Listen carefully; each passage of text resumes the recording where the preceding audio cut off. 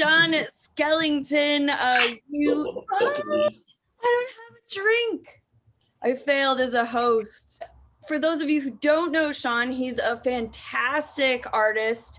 I know a lot of us follow him on Facebook, Skellington Curiosities, the actual like brick and mortar, right? Like it's a brick and mortar store. So not just online, you can see him in real life. There's a lot going on down there in Waco, Texas. Spooky like flea markets and open air markets and all this cool kind of stuff. Sean, welcome. Thank you so much for being here. Yeah, thanks for having me.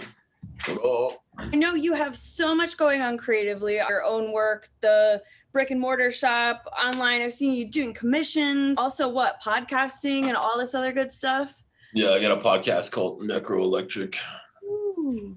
We will link to everything down here in the comments so you can follow Sean on all of his spooky creative endeavors. Tell us a little bit about the store. I've seen your work. I love the style. It's really graffiti, almost inspired pop, bright colors, but obviously relative Halloween horror content. Yeah, our store logo or motto is Spooky Vibe 365. We're the only curiosities and oddities store in Waco. We've got a 2,000 square foot brick and mortar store. Friday of every month, we do something called the Skellington Market. So we have like a giant parking lot outside and we have like 30, 40 vendors. I have a sideshow stage, like a full band stage. We have food trucks. We have all kinds of shit. Awesome. And how long have you had the store open for? We opened it 10 days before the COVID shutdown. Oh. So we've been in business about a year and a half now or so. We live in the Bible Belt Buckle, but there's tons of spooky kids under all the rocks.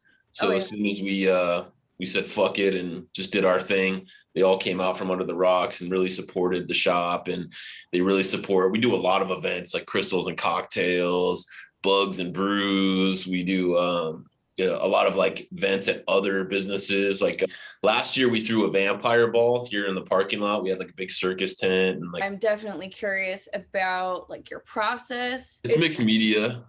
So what it is, I have a little show online called Monster Art Monday. Monday, I draw like a monster, a creature, and I'll tell you the story, like its origins, who created it, or I'll do my spin on it and actually see the way I do it. People kind of dig it because I take a different approach. So I don't like painting with color, yet my shit is like super color. So what I do is I take a blank canvas and I just visualize what I'm going to paint. And then I spray paint where I think the color is going to go.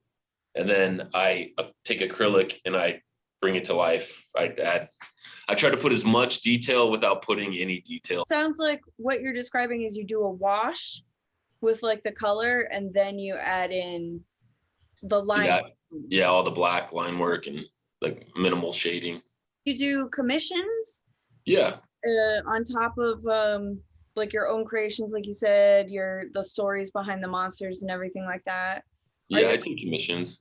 I paint every day, like probably 2 to 3 paintings a day. So, if people want me to do commissions, I do them. What got you, like, really from your background and everything? What got you started on this like spooky 365 vibe? Like, what was your introduction to like horror and? Well, my mom like raised me by herself. So I spent my whole childhood like in our apartment just watching horror movies. That's the only time me and my mom like really ever hung out was like at nights. She's a big classic horror movie fan. Like my sleeves, like my chest, everything. It's all horror, vintage horror movie stuff. Bela Lugosi, cool. Frankenstein, Dracula. It's just been part of my life. Like every part of my building, there's all vintage horror movie stuff everywhere. Oh, it's awesome. If you could see. Yeah, definitely. Yeah, this is just one room in our building. So I love the mini tour, especially being online. Me and my wife Kylie, we're definitely known as like the spooky couple. Our house is, all the walls are black and it's all gothic decor. What was the horror movie that scarred you for life? An 80s horror movie called Mother's Day. I don't know if you've ever seen it. I'm not. It's a movie about this elderly lady and she has 2 like mongoloid sons that are like serial killers. And 80s style, like these two girls are going camping outside of the city. They get snatched up by these two maniacs and dragged back to the house, and they're like beaten and raped and all that kind of like 80s horror type stuff. But there's a scene in the movie where one of them gets away, one of the girls gets away, and then the mom is sitting on a bed, and she has like a clear pillow. And and she's the one that's like instigating all the torture and stuff. So the chick takes the clear pillow and suffocates the mom. But there's like a 5-minute scene of the mom's like face, like all like gasping for air and stuff. And I was probably like 4 when I saw that. Like it burnt it in my eyes. Yeah. Are you planning any kind of big thing this October, this Halloween? Yeah, we're doing the 2nd annual, but this year it's a monster ball. It's at that Brotherwell Brewery. Oh, cool. Brewery. And then they have a giant garden court. So I'm going to have a stage out in the court. And I'm going to have a stage inside the actual building. And then we're going to have like costume contests, like just all kinds of cool stuff.